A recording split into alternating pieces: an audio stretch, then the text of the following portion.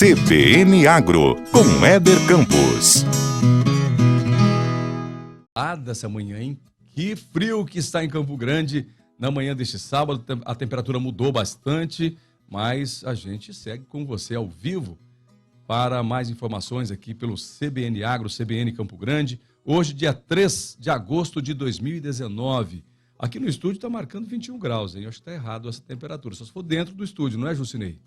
Bom dia, Jucinei. Bom dia, Giovana Dalzacker. Nós vamos juntos hoje com mais um CBN Agro e eu quero convidar você para participar do programa de hoje. Você pode mandar para a gente o seu WhatsApp. Nosso número é o 999323500. Eu repito para você, 999323500. Lembrando que você também pode acompanhar essa edição do CBN Agro pelo Facebook, numa live nesse momento, ao vivo também pelo Facebook.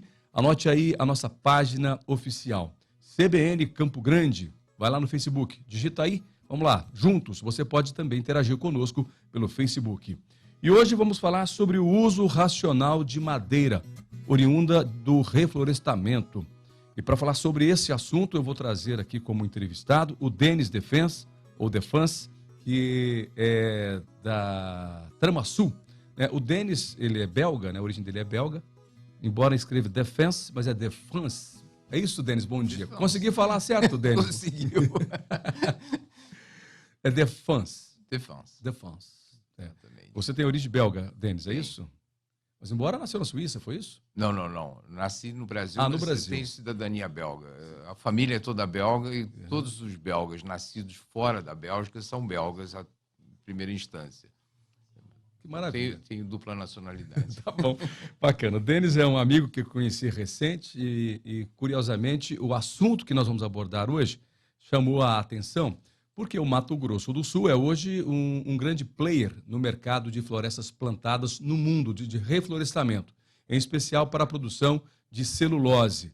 De acordo com informações do governo do estado, nós temos hoje aqui no Mato Grosso do Sul 1 milhão e 200 mil hectares de florestas plantadas ou de reflorestamento através de eucaliptos ou de eucalipto. Nós vamos bater um papo com o Denis para falar justamente sobre esse uso racional da madeira oriunda do reflorestamento. Bom, primeiro então, Denis, já te cumprimentei, bom dia, prazer imenso recebê-lo, viu? Muito obrigado, bom dia para todos.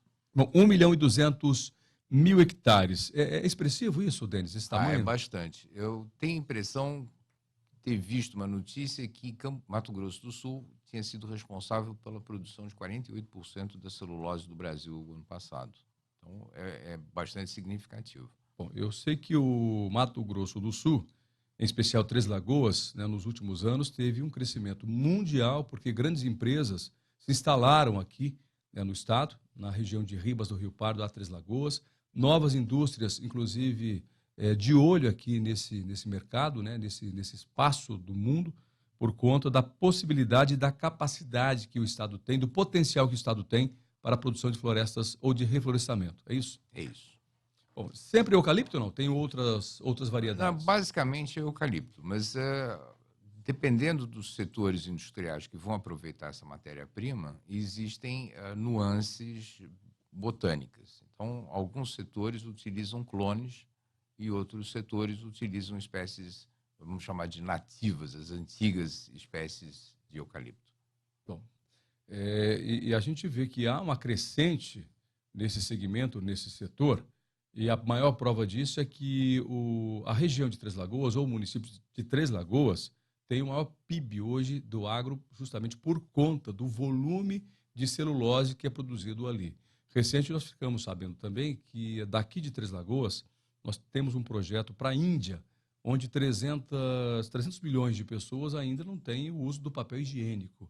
E daqui sairá a celulose que vai abastecer esse mercado indiano, para ver o potencial, o tamanho dessa indústria que gera emprego e também divisas para o Estado e para o Brasil. E o tamanho do mercado mundial para absorver tudo isso. É incrível. É incrível, né?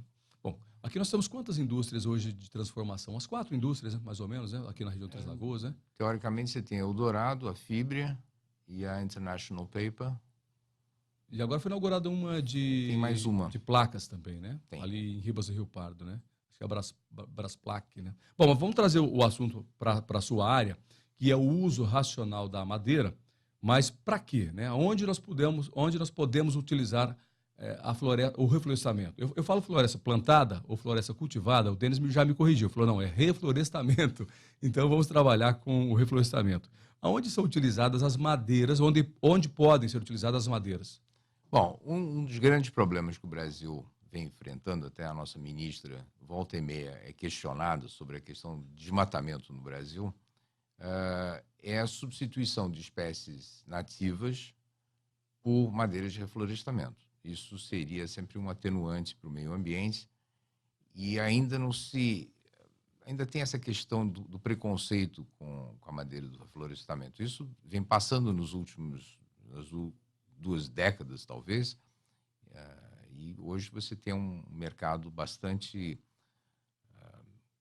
confiante na madeira de reflorestamento. E quando a gente fala de madeira de reflorestamento, falamos ou construção civil ou falamos da aplicação para o agronegócio. Então, falamos de cercas, falamos de mangueiros, de galpões, pontes, estruturas diversas para uma fazenda. E quanto mais uma fazenda utilizar madeira de reflorestamento, menor é a incidência de corte em bosques e matas nativas. Isso é um fator bastante desejável nos dias de hoje. Sempre se pensa que, a qualquer momento, o governo possa até incentivar quem utilize robustamente a madeira de reflorestamento. Algumas madeiras no Brasil já estão proibidos os cortes, né, de madeiras naturais. Por exemplo, mourões, por muito tempo nós fizemos aroeira, ou angico, mas a aroeira era o mais comum. O uso dessa madeira está proibido no Brasil, né? Não pode cortar hoje uma aroeira, né?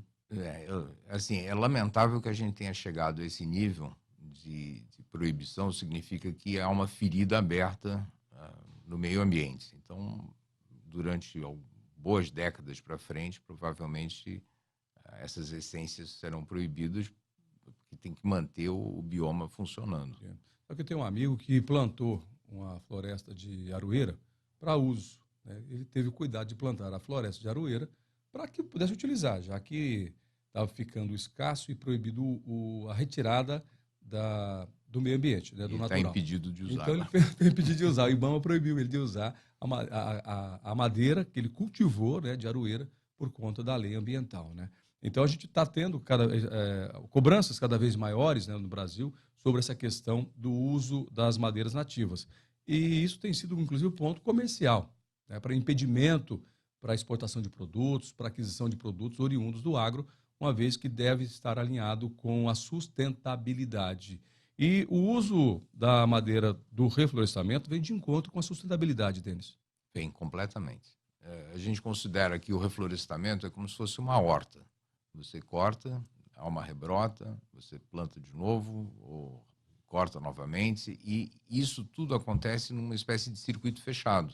Você não tem problemas vamos dizer assim, de macular um bioma que está preservado com aves, mamíferos e insetos que precisam da mata nativa, eles estão protegidos. E o bioma que é feito pela madeira de reflorestamento é mais tênue, não há tantas espécies que dependem daquela madeira, ou das folhas, ou dos frutos. Então, aquilo atende exatamente à construção civil, é uma madeira que tem características mecânicas muito interessantes, ela é muito resistente, ela é reta, ela é facilmente cortada e aplicada para construção civil ou para construção agro. E com o tempo a gente vem sentindo cada vez mais, as pessoas estão pressionadas pelo meio ambiente e estão procurando uma alternativa na madeira de reflorestamento. Uhum. E aí a qualidade do tratamento, que é o que faz com que essa madeira de crescimento muito rápido tenha uma durabilidade mais alta, ainda não há um conhecimento para discernir entre um produto que foi bem produzido na indústria e daquele que é feito de qualquer maneira. Quantos cortes dá um pé de eucalipto? Antigamente se falava em 3 cortes. Isso com a modernidade agora do processo industrial, cultural, parece que já não fazem mais. Eles cortam, tiram as raízes e plantam só, de então. novo. É mais rápido. É mais rápido. Agora, outro dia, conversando com um pessoal ali da região de Ribas do Rio Pardo, até o pessoal da Arbogen, que é uma empresa de genética, o que nos impressiona é o volume, a quantidade de clones que o eucalipto abre de possibilidades, né? Sem dúvida. Os clones, eles são desenvolvidos para atender principalmente a indústria de celulose. Então, é madeira de fibra curta, baixa densidade, para ser movida rapidamente, e diferente das outras espécies, principalmente o Citriodora, que é o que nós utilizamos na Trama Sul, que tem uma resistência mecânica muito elevada, fibras longas e uma densidade muito alta. Tanto é que a densidade do Citriodora é próxima da aroeira, para ter uma ideia da resistência dessa peça.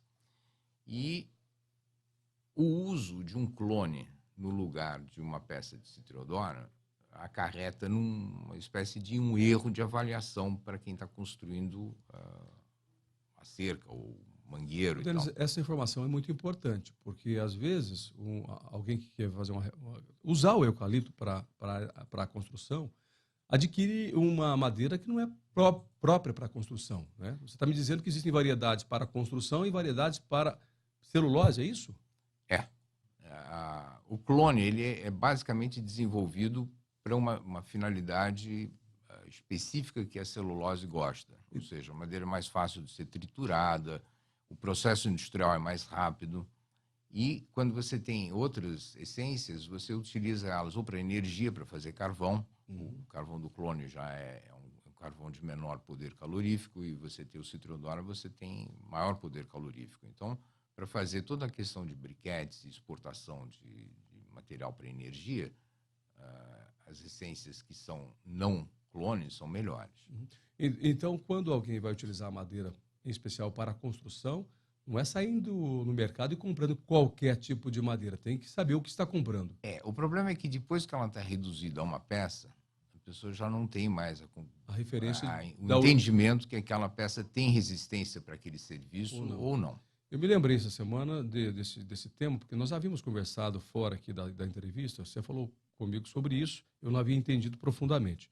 Mas essa semana eu observei, até na escola de natação do meu filho, fizeram uma decoração, tipo de uma cerca com as plantas ao lado, e notei que um dos postes que foi colocado estava apodrecendo, né? E eu olhei aquilo e vi que outros não, mas um especial estava bem já avariado, né?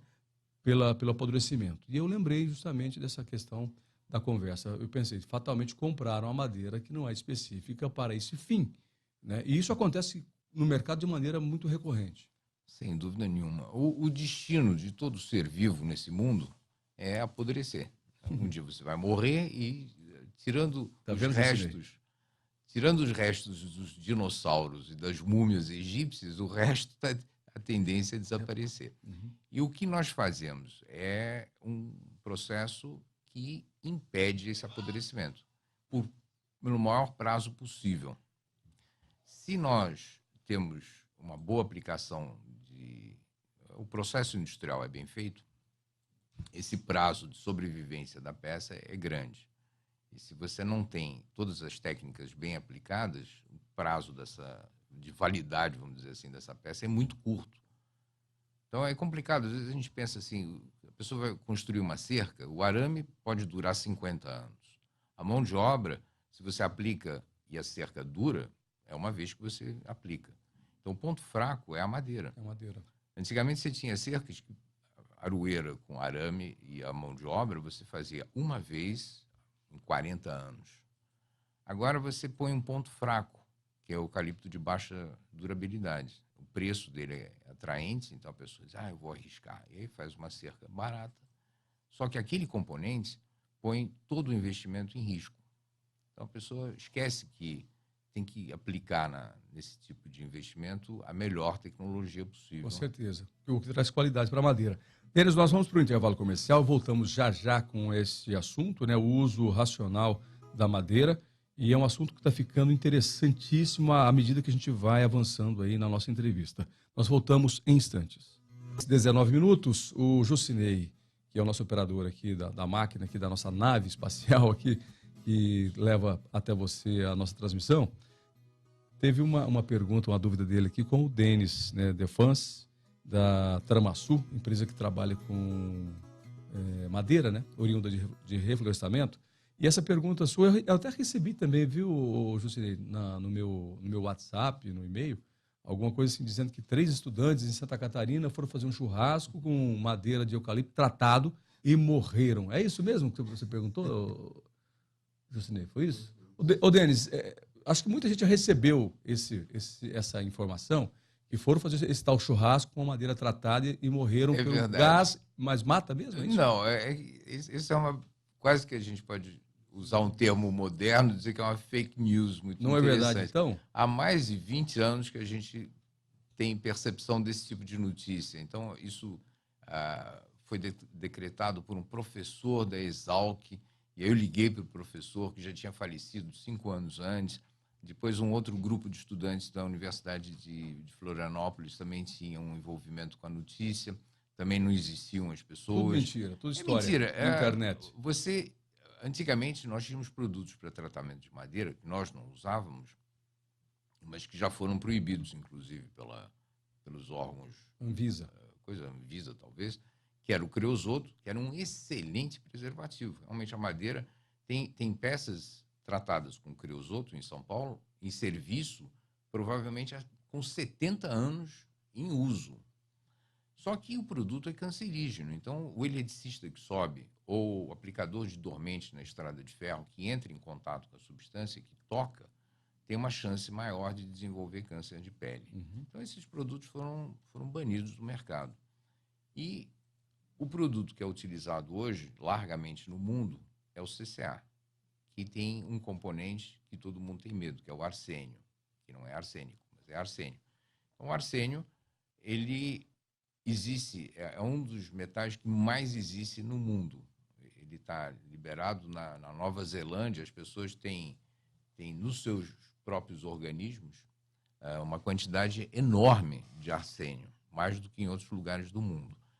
Ele não é tão ruim quanto fumaça de cigarro, é uma coisa que a gente deve evitar. Mas ele é aplicado na madeira, ele é absolutamente seguro e sólido. A gente faz brinquedo para criança. Então, não há risco nenhum. Mas e se queimar essa madeira?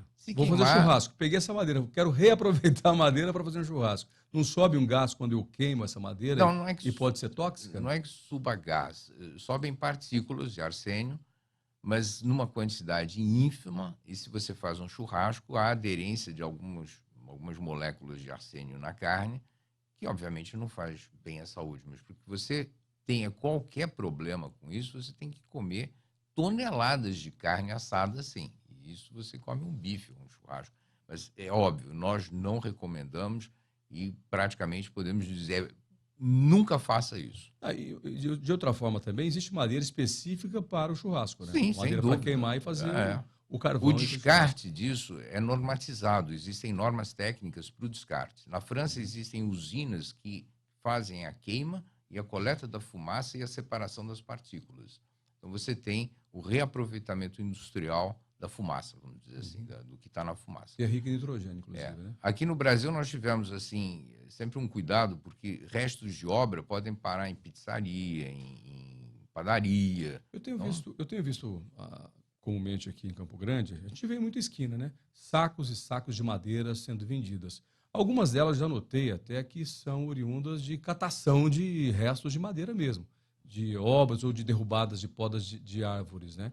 Ou seja, não tem procedência. O ideal é comprar para fazer churrasco a madeira que tenha procedência. O duro é saber que madeira, quem é que tem a procedência. Uma regulamentação nisso seria desejável, né? Mas existe. Em São Paulo, existem normas técnicas. Eu não sei se aqui no Mato Grosso do Sul. Ou então o cumprimento das normas, pelo menos, né?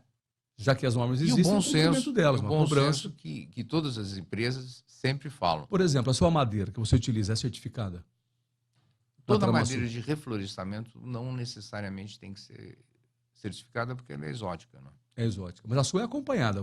Hoje, os seus produtos, por exemplo, lá na Tramaçu, você me disse que você tem uma produção própria, 100% da madeira que você utiliza, Sim, você produz, é isso? nós Ou seja, utilizamos você tem um controle total, então. total. E, por exemplo, não há dejetos de madeira tratada. Isso é um ponto muito importante. Então, todas as incisões, furações, cortes, né, são feitos antes do tratamento. Então, você nunca tem resíduos de madeira tratada. Então, pode ocorrer numa obra que a pessoa tem que serrar um pedacinho de um caibro, uma coisa assim, então sobra um pedacinho.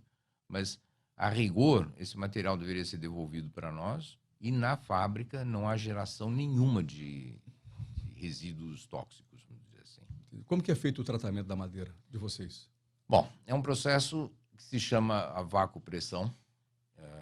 Madeira é colocada dentro de um equipamento chamado autoclave, do qual é retirado completamente o ar. Esse processo é muito importante para que o produto possa preencher todas as células. Alguns fabricantes não fazem o vácuo inicial, portanto, a madeira está cheia de ar, e quando você põe o material preservativo dentro do autoclave e faz pressão, o ar é comprimido e, quando cessa a pressão, o ar expande e empurra o produto para fora. Então, o consumo é pequenininho. Então, muitos industriais gostam desse processo. Nós utilizamos o vácuo inicial de maneira a poder encher todas as células com produto químico. E esse produto fica retido dentro da estrutura de lignina. Esse tratamento que é submetido à madeira é para fazer o quê? Para aumentar a durabilidade dela? Não? Aumentar a durabilidade. Algumas espécies, por exemplo, como a aroeira, que a gente tinha citado antes, uma das razões do não apodrecimento dele é ter taninos que defendem a madeira da composição da estrutura da árvore mesmo, né? Exatamente, é natural. Da aroeira. Os fungos têm muita dificuldade de se desenvolverem nessa madeira. Já as espécies de crescimento mais rápido não têm essa estrutura de lignina, de taninos. Taninos. E os taninos não são ausentes, mas são insignificantes no eucalipto. Quantidade menor. Então, os fungos proliferam largamente quando a árvore é abatida. Por isso o tratamento, então. E aí você complementa o que a natureza não deu a ela e faz o tratamento químico. Uhum. Eu diria que é um processo de mumificação. E isso confere quanto tempo de vida útil para a madeira? A madeira tratada dessa forma e dentro do regime das normas técnicas brasileiras é de chegar a 25 anos em condições de uso de campo normal. Durante 10 anos existe uma garantia para troca. Então, se acontecer uma falha na peça, a Tramasul, durante 10 anos, é solidária com o produtor rural. E se você faz manutenção na peça, ou você tem ela aplicada na construção civil, onde ela está protegida, você de vez em quando passa um produto para embelezar a madeira e tal. O que? Um verniz, por exemplo? Isso? Não, um verniz, um stain, que seria o produto que a Montana produz, que é o Osmocolor. Osmocolor. É o melhor produto para madeira. E você fazendo uma aplicação a cada 10 anos, você tem uma vida que não tem como definir. Porque a madeira tem uma composição química nova, que é a composição que vai lhe dar vida longa, e você protege a parte externa de entrada de agentes que possam, vamos dizer assim, criar reações inesperadas com a substância química que está dentro da madeira. Tá. Então, 25 anos de uso garantido com esse tratamento. Existem situações, por exemplo... 10 garantido, mas 25 é a possibilidade. É a possibilidade de vida natural dela. Tá. Bom, a gente tem duas possibilidades aí, ou dois ambientes de uso da madeira. Nós temos no centro urbano, né, nos centros urbanos e nos centros rurais, ou nas áreas rurais. Na área urbana, nós temos a construção civil, que talvez seria a maior utilidade da madeira. Nas fazendas, nas áreas rurais, nós temos os piquetes, os mourões, os piquetes. Daqui a pouquinho nós vamos falar sobre esse assunto do uso na fazenda, né? Nós temos 2 minutinhos para o repórter CBN. Eu gostaria de, nesses 2 minutos, nós falarmos do uso da madeira no centro urbano. Onde pode ser utilizada essa madeira? De que forma? Nós podemos usar para estruturas, para revestimentos, para paisagismo, para construção de pérgolas, que é um negócio que nós vivemos... Hoje está um dia frio, mas normalmente a gente tem uma quantidade de sol extraordinária aqui no estado. Então, você pode fazer complementos a construções convencionais, utilizando pérgolas, que são ambientes muito agradáveis para conviver. Você fica à sombra, é fresquinho, e a madeira roliça ela é fantástica para isso. Ela cria uma ambiência deliciosa. Maravilha. Bom, às vezes eu não sei, é a questão de estilo, né? Precisa ver com o arquiteto o estilo da casa de cada um, o uso da madeira. Embora a gente está falando aqui sobre essa questão de arquitetura, e esse é o assunto da Luciane Mamoré, que daqui a pouco estará conosco aqui no CBN Viva Casa, é isso, Giovana Dalzacker? Viva Casa CBN, daqui a pouquinho ela estará conosco, deve estar até nos ouvindo agora. E eu já até quero indicar para você, viu, Luciana, o Denner, para você falar sobre o uso da madeira na construção civil, na decoração, né, de maneira mais pontual. Mas eu quero daqui a pouquinho bater um papo com o Denis, falar do uso na fazenda, já que o programa traz essa tônica, né, de agro, falar do uso nas fazendas. Eu vi um trabalho seu numa fazenda bem próximo aqui, na Pecuária BR, uma fazenda que fica próxima a Terenos. Você fez ali um redondel, um piquete para cercar animais que vão para leilão e fazer a captação de imagens desses animais. Um trabalho bastante cuidadoso, né? E a gente sabe da importância da madeira na fazenda. Não tem fazenda que não tenha madeira hoje, né? Toda fazenda tem que ter uma madeira sendo utilizada de alguma forma, né, Denis? A madeira é o material de construção mais versátil que existe. Ele é o... Tá, a gente vai continuar o assunto, sim, daqui a pouquinho, depois do repórter CBN, tá certo? 33 minutos, o CBN Agro está de volta. O repórter CBN foi muito rápido hoje, hein, rapaz? Não deu nem tempo da gente respirar direito aqui, já foi o repórter CBN.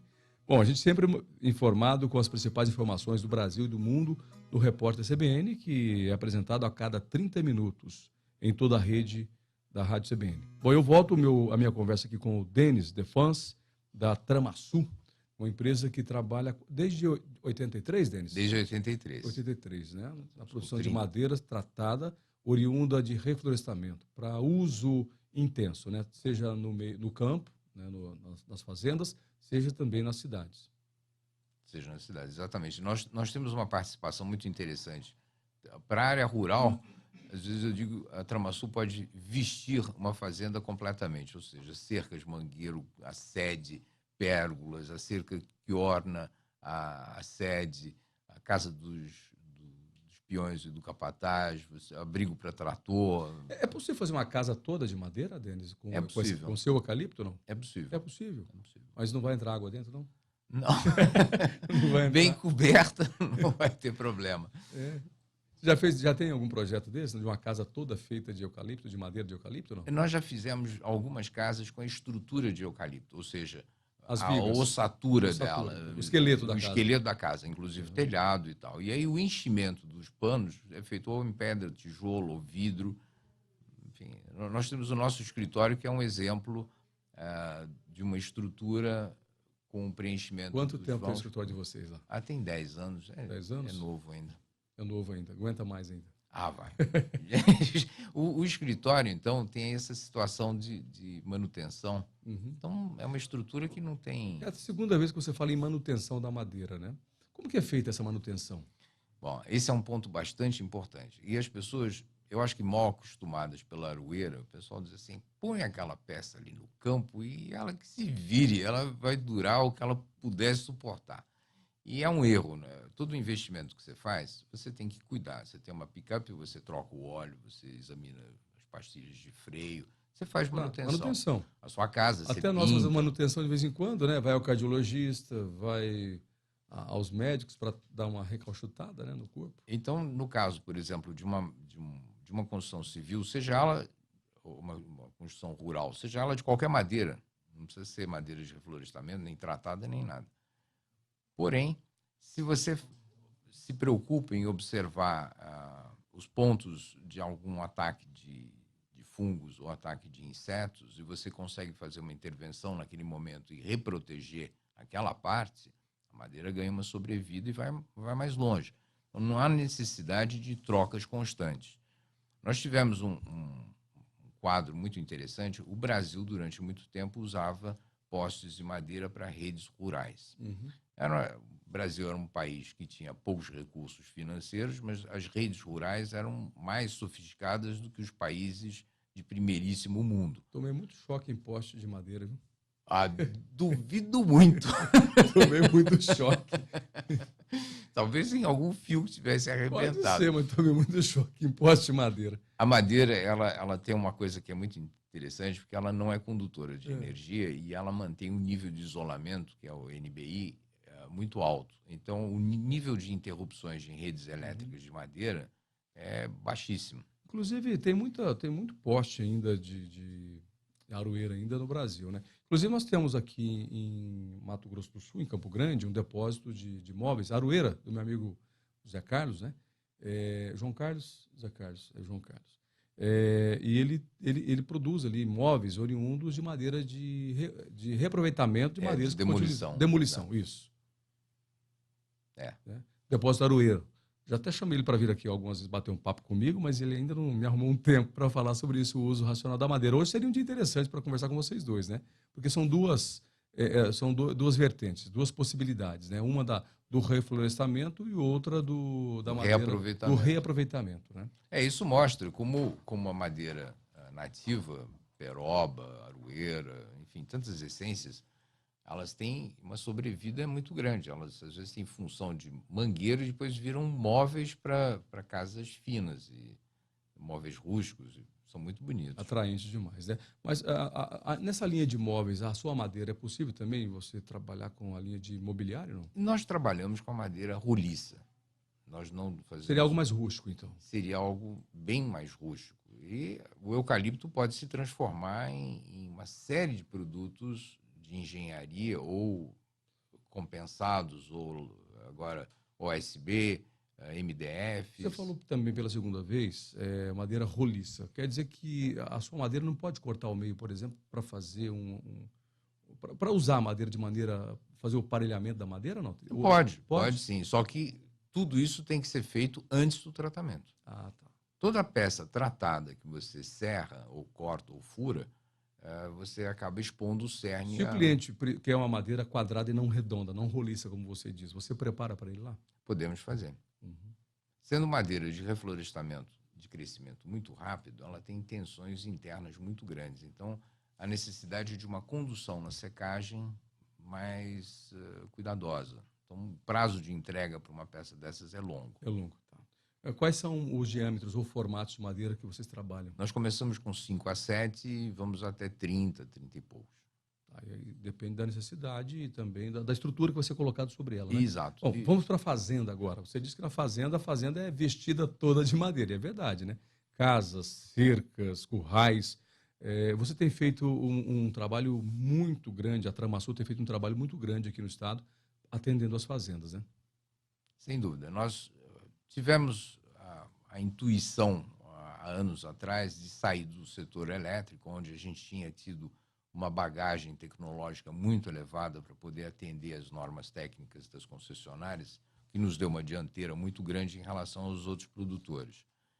E nós enveredamos por um caminho para não só fornecer madeira, mas gerar produtos de madeira. Então, nós entregamos hoje mangueiros prontos, com projetos muito especiais. A gente tem uma parceria com a Embrapa, a gente tem um produto que é exclusivo, é uma tecnologia nova para o embarcador, por exemplo. Ninguém tem isso. Nós produzimos os galpões com vãos de 5 até 15 metros de vão livre. Então, a Tramasul ela não é mais uma usina de tratamento, ela é uma empresa que produz bens de madeira tratada. Hoje, na pecuária, fala-se muito do uso racional, ou do comportamento, né, com os animais de maneira racional, né? O bem-estar animal. Bem-estar animal. A palavra é o bem-estar animal. E para isso, o bem-estar animal está ligado em todo manejo, em especial quando vai para o curral.